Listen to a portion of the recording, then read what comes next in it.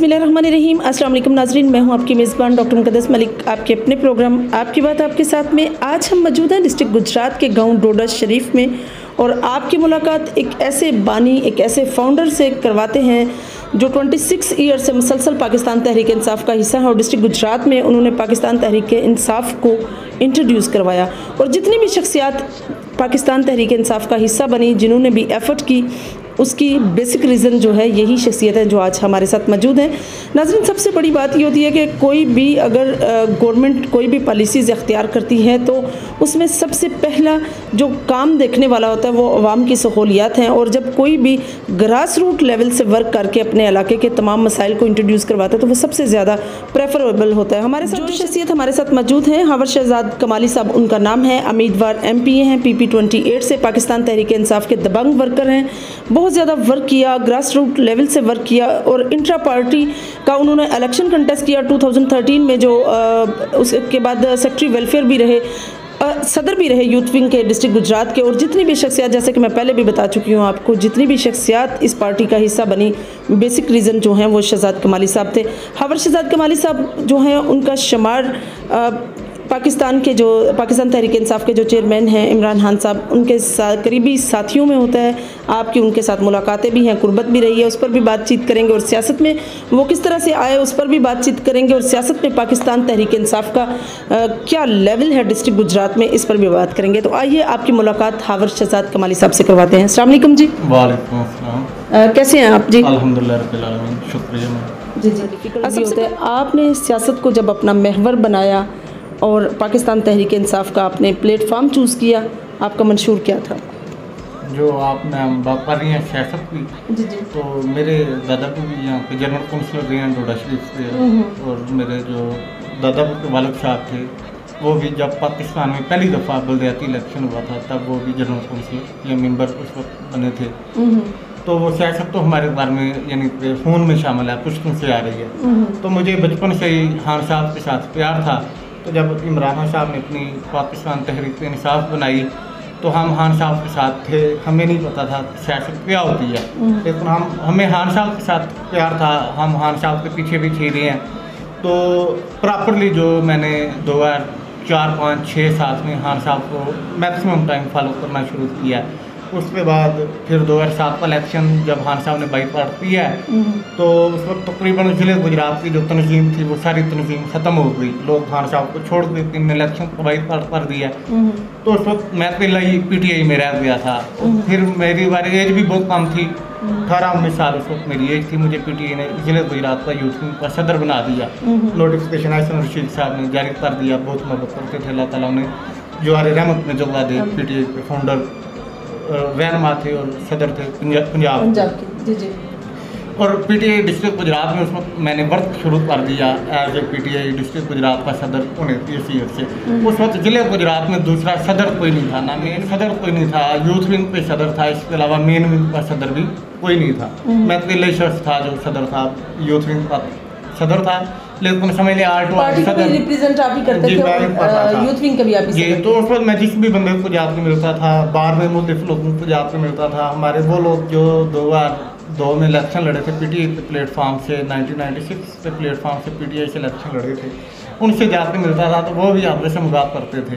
वो उनसे मैं कहता था ना कि आप उम्मीदवार थे, तो वो गुलरेज एडवोकेट साहब थे, वो तो गया अल्लाह उन्हें जन्नत में जगह दे, वो भी इलेक्शन लड़े थे MPA का, तो वो भी आपसे से मजाक करते थे। खान साहब कोई नहीं मानता था।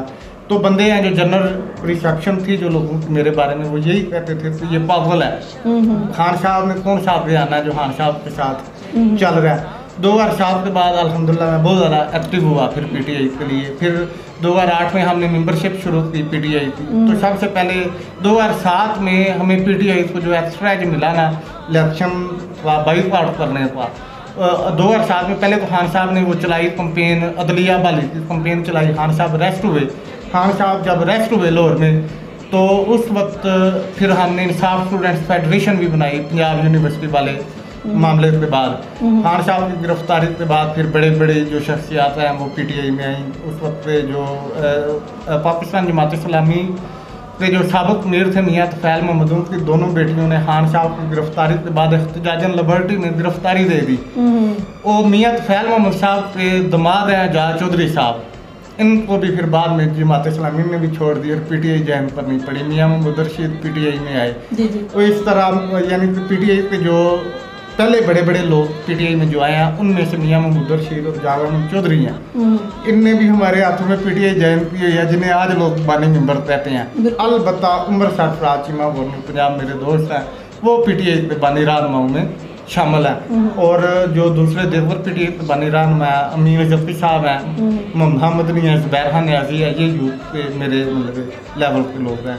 जो बड़े हैं मैं उनमें उमर सरफराज चीमा साहब हैं और शदाब साहब हैं, जो वो भी दावा करते हैं मैं PTI का फाउंडर मेंबर हूँ, लेकिन वो भी PTI को छोड़ दिए थे। दोबारा उन्होंने भी PTI को 2011 में ज्वाइन किया था। बिल्कुल सही। डिस्ट्रिक्ट गुजरात की अगर हम बात करें तो आप यूथ विंग के सदर भी रहे हैं और अगर 2007 में आपने अपनी पार्टी के लिए वर्क किया और वर्क इस तरह से किया कि 2013 में आप नेशनल असेंबली के एप्लीकेंट भी रहे और आपने जब अप्लाई की टिकट और साथ वर्क भी किया, तो कितनी कुर्बत रही आपकी प्राइम मिनिस्टर इमरान खान साहब के साथ?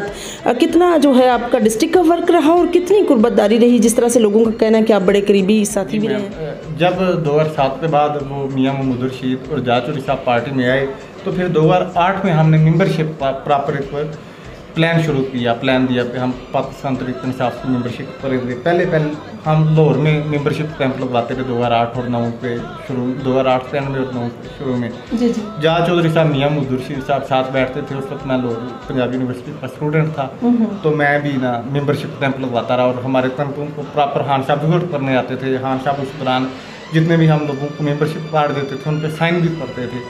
उसके बाद फिर हमने थ्रू आउट लाहौर के बाद आल पंजाब में मेंबरशिप शुरू की। उस वक्त फैसल जवेद जो अभी सीनेटर है हमारी पार्टी के, ये भी यंग मैन थे, तो फैसल जवेद की जिम्मेदारी थी, ये गाड़ी बेचते थे मेंबरशिप वाली और मेंबरशिप कार्ड वगैरह। हमने 2009 में फिर डिस्ट्रिक्ट गुजरात में उस वक्त मेजर खलील साहब का नोटिफिकेशन हो गया था सदर के लिए और साथ तनवीर जनरल सेक्रेटरी था, बाद में चलो वो पार्टी में नहीं रहा। तो उस वक्त हमने डिस्ट्रिक्ट गुजरात में मेंबरशिप शुरू की। फैसल जवेद के साथ मेरा मुसलसल रब्ता था, तो गुजरात में हमने मुख्तलिफ जगहों पे मेंबरशिप कैंप लगवाए। 10,000 बंदा हमने मेंबर किया उस वक्त गुजरात में। चौधरी उस्मान मंसूर दुदरा भी उस वक्त PTI में आ चुके थे, तो उनकी PTI में ठीक ठाक एक्टिविटीज़ थी। तो हमने डिस्ट्रिक्ट गुजरात में उस वक्त PTI के लिए काम शुरू कर दिया। फिर हमने ISF को, मेरी खान साहब के साथ मुलाकात हुई, तो खान साहब को मैंने अपना पम्फलेट पेश किया ISF के वाले से जो मैंने बनवाया हुआ था। तो खान साहब ने मुझे कहा कि ये पम्फलेट है ना, जो ये आप अगर सही तरह स्टूडेंट्स में तकसीम कर देते हैं तो PTI फैल जाएगी, आपकी यही जिम्मेदारी है, ये काम आप पूरी मेहनत और तवज्जो के साथ करें। वो फिर हमने ISF से उसको फैला दिया पूरे जिले गुजरात में। और हमने डॉक्टर आफिया सिद्दीकी की मूवमेंट में बड़ी बड़ी रैलियाँ निकाली। खान साहब से मैं साथ था जब जस्टिस इफ्तिखार चौधरी की मूवमेंट की वो चल रही थी, तहरीक चल रही थी। उसके बाद फिर PTI जो दलिया की मूवमेंट है ना, उसके बाद PTI में लोगों ने जॉइनिंग शुरू कर दी। तो गुजरावाला में बैरिस्टर मंसूर सरवर खान ने जॉइनिंग की, उनकी डिवीजनल प्रेसिडेंट बनाया गया। तो आपने खान साहब के साथ कुर्बत की बात किया। जिस दिन बैरिस्टर मंसूर साहब ने जॉइनिंग की तो खान साहब के साथ मैं भी नारवाल उनके गफरवाल गया। तो बाद में जलसे के बाद खाना शाना खाया तो खान साहब ने मुझे कहा मुझे ना एक सेब ला दे, वहाँ पे सेब पड़े हुए थे खाने के लिए।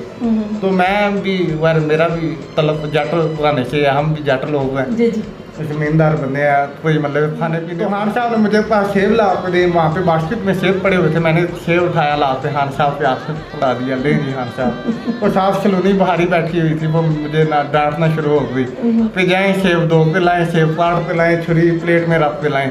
तो खान साहब ने कहा नहीं नहीं रहने दो रहने दो। खान साहब ने वो सेब लिया। खान साहब ने उठते ना रूम में चहल कदमी करने लगे और अपनी ना शलवार के साथ खान साहब ने सेब साफ किया और खाना शुरू कर दिया। यानी खान साहब एक दरवेश मनुष्य आदमी है, नेक आदमी है और सच्चे आदमी है। खान साहब लोगों में मार खाई होती है, कुर्बानी दी होती है, वो फुल डूब के बोल सकते हैं। हमें किसी की परवाह नहीं है, हमने आज तक PTI से कोई फ़ायदा नहीं लिया।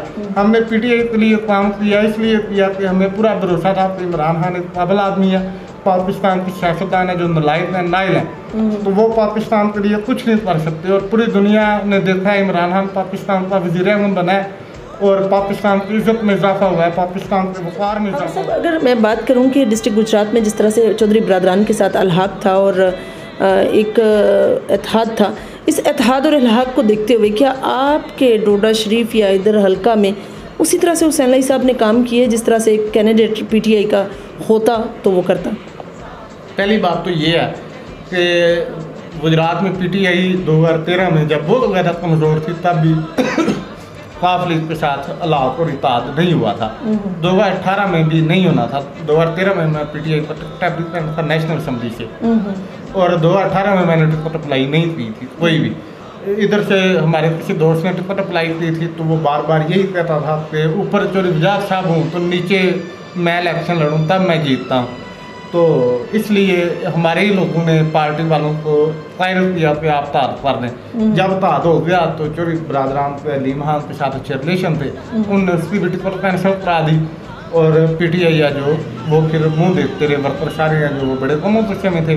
तो डेफिनेट जी मुस्लिम लीग काफ एक लव सियासी जमात है, तहरीक इंसाफ एक लव सियासी जमात है। मुस्लिम लीग काफ के वर्कर्स हैं जो उनकी मेंटेलिटी है जो वो और तरह की है, पीटीआई के जो लोग हैं उनकी मेंटेलिटी और तरह की है। पीटीआई वाले हैं जो मुस्लिम लीग काफ के किसी भी एमपीए एमएनए लीडर को कबूल नहीं करते और पीटीआई के वर्कर्स को काफ लीग वाले अपना वर्कर कबूल नहीं कर सकते क्योंकि पीटीआई वालों के सर झुकते नहीं है लीडरों के सामने। हम हैं जो हमारे ज़िले सदर हैं सलीम सरवर जोड़ा साहब, हम कुछ नहीं समझते। इसी तरह जितने भी लोग हैं पीटीआई में एमपीए हैं, पार्लियामेंटेरियन हैं जो गुजरात पे, मुझे कोई पे मैं पार्लियामेंटेरियन हूँ तो मैं उसे क्या समझता हूँ, ठीक है। वो हमारे प्लेटफॉर्म पे आके पार्लियामेंटेरियन बने हुए हैं। आज गुजरात में जितने भी पार्लियामेंटेरियन हैं ये वो सारे सियासी खानदान हैं जो मुर्दा हो चुके हुए थे। इमरान खान के साथ आप इनमें जान पड़ी है और इंशाल्लाह ताला जो आप बात कर रही हैं इनने चौधरी बरादरान ने चौधरी साल ने ऑफकोर्स पीटीआई के वर्कर्स को नहीं अप्रोच नहीं करनी थी और ना ही किया, वर्कर इनसे नल है, लेकिन इनका तादा जो इमरान खान साहब के साथ है पीटीआई के साथ है। इस वजह से हमें खान साहब को हमने फॉलो करना है, चौधरी बरादरान को फॉलो नहीं करना। अगर नेक्स्ट इलेक्शन में भी खान साहब हमें कहते हैं चौधरी बरादरान को फॉलो करें तो हमने खान साहब को फॉलो करना है। इनके साथ वर्कर्स का कोई ताद नहीं है, ना ये हमारे लीडर है, इनका ताद खान साहब के साथ। डिस्ट्रिक्ट गुजरात की बात करें तो जिस तरह से डिस्ट्रिक्ट मंडी बहाउद्दीन में पाकिस्तान तहरीक इंसाफ का एक अपनी वर्थ है, सियालकोट की मैं बात करूं तो उसमें माशाल्लाह से काफ़ी ग्राफ बेहतर है। अगर बात मैं गुजरावाला की करूं तो गुजरावाला जिसको मुस्लिम लीग नून का बड़ा घर कहा जाता था, घर कहा जाता था, उसमें भी माशाल्लाह से काफ़ी अच्छी वर्थ है और काफ़ी कम्पिटेंट लोगों से एमपीएस से हमारी मुलाकात भी हुई है। क्या आपको लगता है कि डिस्ट्रिक्ट गुजरात में आपकी काविशों से आने वाले जितने भी लोग थे पाकिस्तान तहरीक इंसाफ के, क्या आज भी पाकिस्तान तहरीक इंसाफ का ग्राफ यहाँ मौजूद है? मैम पीटीआई का तो ग्राफ मौजूद है जो अभी रिसेंटली अप्रैल में खान साहब ने जलसा किया था इस्लामाबाद में, जी जी, अमर बिल मरूफ, तो उसमें फैसल ने ये अनाउंस किया था 45,000 बंदे सिर्फ गुजरात से आए हैं। पीटीआई वर्कर तो गुजरात से बहुत हैं, लेकिन ये बात मैं बरमला कह चुका हूँ कि पीटीआई की जो गुजरात की ज़िले की क़यादत है वो नाहिल है, वो नालायक है, ठीक है। ज़िले गुजरात में पीटीआई, मैंने सेक्रेटरी जनरल पंजाब को भी कहा था कि गुजरात में फलां बंदे को आप पॉइंट करें, वो पेपर पे भी प्रिंट मीडिया पे भी बात आई थी। उन्होंने फ़ोन किया तो उसने कहा मैंने मागरूफ कर ली, मुझसे भी गलती हो गई तो मैंने उस बंदे को नाम दिया तो उसने मागरूफ कर ली, मैंने सदर नहीं बनना। तो फिर ये चारों एमपीए इकट्ठे होकर चले गए तो उन्होंने जोड़ा साहब को एमपीए बना दिया। जोड़ा साहब बेसिकली तो यार बहुत ज़्यादा पढ़े लिखे बंदे नहीं है, शरीफ आदमी है, नेक आदमी है, करप्शन फ्री आदमी है, लेकिन शरीफ होना, नेक होना, एमपी होना, इज्जतदार होना वो अलग चीज़ें हैं, लेकिन किसी भी काम के लिए अहल होना अलग चीज़ें हैं। वो यार तनजीमी मामला नहीं चला सकते, ये किसी एक्टिव बंदे का काम है, पढ़े लिखे बंदे का काम है जो पूरे ज़िले में तनजीम सहूद करे, पूरे ज़िले में तनजीमी बाड़ियाँ जो एक्टिव हों, जो जनरल वर्कर्स के इजलास बुलाए, मीटिंग्स हों, जिसे पता हो कि तनजीमें कैसे चलती हैं। सदर वो होना चाहिए और इंशाल्लाह ताला हम करीब है जो ज़िले गुजरात का सदर चेंज हो जाएगा। बिल्कुल सही। जिस तरह से आपकी पार्टी के अलीमुल्ला वड़ैच साहब गुराला से बिलोंग करते थे और मैं समझती हूँ मुस्लिम लीग नून में उनका जाना और ज़ीशान यूनुस टांडा इंसाफ वेलफेयर विंग के सदर तहसील गुजरात के उनका जाना, आपको क्या लगता है कि इनके जाने से कुछ साख पे इफेक्ट हुआ है? जी बिल्कुल, दूसरा साख पे इफेक्ट इलेक्ट तो नहीं हुआ, वह पीटीआई का जो प्लेटफॉर्म है, पीटीआई का वोटर इमरान खान का वोटर है। कोई बंदा इसलिए गुजरात में ये नहीं कह सकता कि ये मेरे वोटर है, ये ना किसी एमपी के वोटर है ना एमएनए के वोटर है, ये वोटर है सारे इमरान नहीं है। अलबत्ता गुलशान यूनुस टांडा का पीटीआई छोड़ना है जो, वो मुझे बहुत ज़्यादा अफसोस है। वो एक सच्चा वर्कर था, तो उसका पीटीआई वो इसको जानबूझ के पीटीआई से किसको करवाया गया। वो एमएलए का उम्मीदवार था। हमारे भाई हैं जो कभी एमपी के उम्मीदवार होते हैं पीटीआई में, कभी एमएनए के उम्मीदवार, आजकल NA 68 भी नाम के साथ लिख रहे हैं। उन दिनों में उन्हें चाह गया कि शायद मैं पार्लियामेंट में पहुंच जाऊं, तो पाकिस्तान के नहीं कश्मीर के पार्लियामेंट में पहुंच जाता हूं। तो उन्होंने पीटीआई के प्लेटफार्म से पहले गुलशान यूनुस को लारा लगाई रखा कि हम तुम्हें एमएलए को इलेक्शन लड़ाएंगे। जब टाइम आया तो उन्होंने खुद को आगे कर दिया। तो वो फिर गुलशान यूनुस है जो, उसे पार्टी फेडअप हुआ और पार्टी से छोड़नी पड़ी। तो मुझे गुलशान यूनुस जैसे वर्करों का पीटीआई छोड़ने का दुख है। जिन लोगों ने पीटीआई पे पैसे लगवाए, जान लगवाई, अपना टाइम लगवाया, उनका मुझे दुख है। जिनकी एक वर्थ भी थी। जी वर्थ, यहाँ पे कमीने लगी हुई हैं, तो इनका शिकार ही होना है अब पाकिस्तान में जितनी भी करप्ट माफिया। तो मेरा ख्याल है कि मेरा जो ज़ाती शऊर है वो मुझे यही कहता है कि जहाँ पे खान साहब ने इंटरनेशनल इस्टेब्लिशमेंट को बिछाड़ा है, वहाँ पे खान साहब ने लोकल माफियाज को भी बिछाड़ा है। और पाकिस्तान तहरीक इंसाफ के अंदर जितना भी स्टेटस को था, अब उनकी बारी है, उनको भी खान साहब बिछाड़ देंगे। ये लोग जो अपने वोटर्स को इंसान नहीं समझते थे, इंशाल्लाह ताला अनकरीब पीटीआई से जलील होकर निकलेंगे। खान साहब अगली जो बारी टिकटें देंगे वो अपने वर्कर्स को देंगे। पूरे पंजाब में, पूरा पंजाब और पूरा पाकिस्तान इस बात का हुआ है कि उमर सरफराज चीमा ने 2013 में इंट्रा पार्टी इलेक्शन में जावेद हाशमी के मुकाबले में सदर का इलेक्शन लड़ा मर्जी, तो उन्हें पार्टी के अंदर खुले लाइन लगा दिया गया।